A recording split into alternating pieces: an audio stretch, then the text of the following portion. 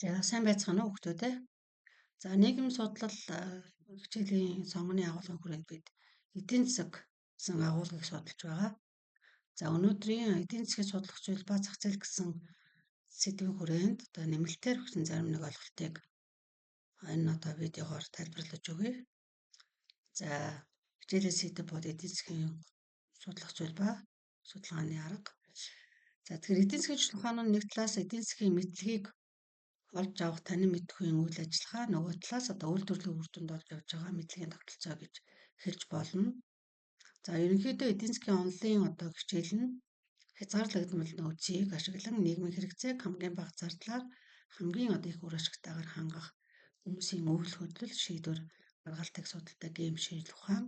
За хамгийн товчоор хэлэх юм бол хязгааргүй хэрэгцээг хязгаарлагдмал нөөцөөр хангах тухай судалдаг шинжилгээ ухаан гэж хэлж болно.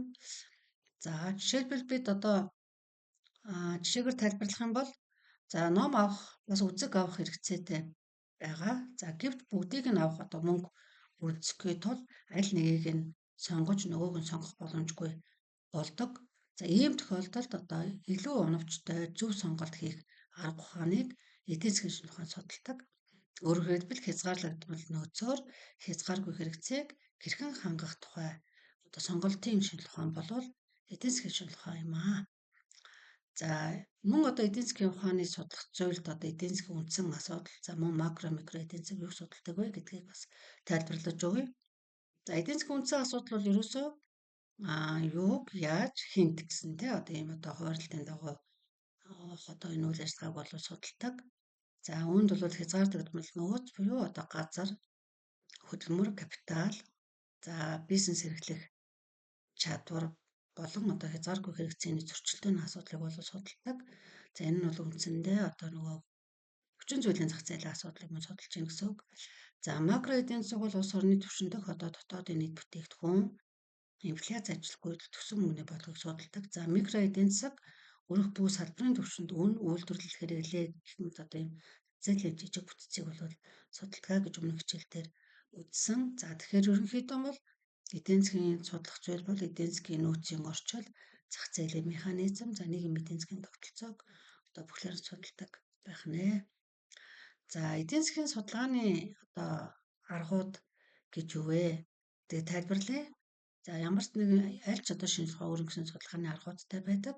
За тэгвэл эдийн засгийн судалгааны аргуудад одоо бид ажиглалт, хийсвэрлэл, загварчлал, статистик, индукц ба дедукц гэсэн одоо аргыг одоо хэрэгэлдэг. За энэ аргуудыг товчхон тайлбарлаж өгье. За эдийн засгийн үзэгдлийг бодитоор харж одоо өгөгдөл цуглуулах нь бол ажиглалтын арга юм байна. За хийсвэрлийн арга гэдэг нь болохоор зэрэг үзэгдлийн гол одоо чанарыг тодруулахын тулд одоо хоёр дахь шинж тэмдгийг чөлөөлөх юм арга байна. Тухайлбал одоо iPhone утасны одоо борлуулалт одоо өндөр байгааг судлахад ерөнхийдөө бол үн гэхээс илүүтэйгээр одоо хэрэглэгчдийн одоо хүсэл таашаалт маш нийцсэн учраас одоо энэ бол зах зээл дээр өндөр борлуулалттай байна гэдэг энэ одоо гаргалгаа бол энэ хийсвэрлэлийн аргыг хэрэгжилж байгаа байт юм аа гэж багш нь бас одоо хичээл дээр синхрон хичээл дээр тайлбарсан байж байгаа.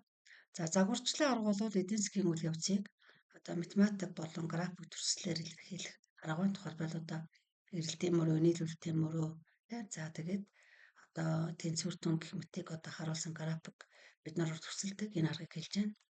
За статистик арга бол том мэдээлэл дүн шинжилгээ хийж хамаардаг тодорхойлох арга. За индукц ба дедукцийн арга нь тодорхой баримтаас ерөнхийдөө үнэлт хийх эсвэл ерөнхий онолоос тодорхой тохиолдлыг тайлбарлах юм аргууд байдаг. Тухайлбал индукц гэдэг нь бол тодорхой баримтаас ерөнхийдөө үнэлт хийж байгаа бол дедукц нь бол ерөнхий ойлголтоос онолын тодорхой тохиолдлыг тайлбарлахад одоо хэрэглэгддэг арга байна гэдэг. За ийм одоо ерөнхий аргууд байдаг байх нэ. За тэгээд ерөнхийдөө бол эдийн засгийг бид судалснараа одоо ямар ач холбогдолтой юм бэ гэдгийг багш нэнд хэлж өгье. За ер нь бол эдийн засгийн мэдлэгтэй байна. Эдийн засгийг одоо судалсны ач холбогдол нь бол оновчтой шийдвэр гаргалт одоо их чухал хэрэгтэй. Өөрөөр хэлбэл хязгаарлагдмал нөөцөөр хамгийн өндөр ашиг олох зардал буурах арга замыг одоо сурна.